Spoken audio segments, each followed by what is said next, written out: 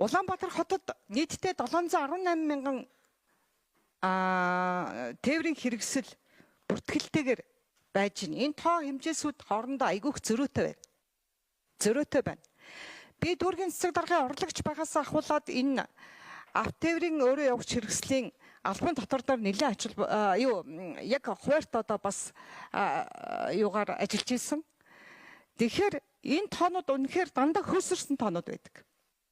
Одоо байгаа 718 тээврийн автотээврийн хэрэгслээс өнөөдөр яг хөдөлгөөнд орж байгаа хичнээн тээврийн хэрэгсэл байна. Тэр дундаа аж ахуй нэгж байгууллагууд буюу за гэр хорооллын одоо манай иргэдийн хашаанд аж ахуй нэгжийн хашаанд маш олон тээврийн хэрэгсэл одоо бүртгэлтэй тэгээд одоо эцсийг болчихсон ийм хэрэгслүүд байдаг. Энэ тоонд орчихсон явж идэг. Энийг бид нар ерөөсөө ялгаж салгаж чаддгүйгээр энэ хөөсөрсөн тоо яваад идэг. 3 дугаарт өнөөдөр энэ автотээврийн болон өөрөө явагч хэрэгслийн албан татварыг ингэж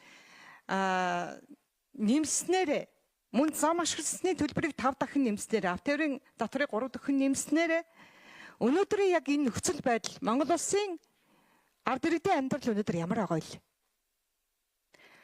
Би та нарт нэг жишээ хэлье. 2021 онд талхны үн 1280 байсан. Өнөөдөр 2025 онд талх нэг ширхэг талах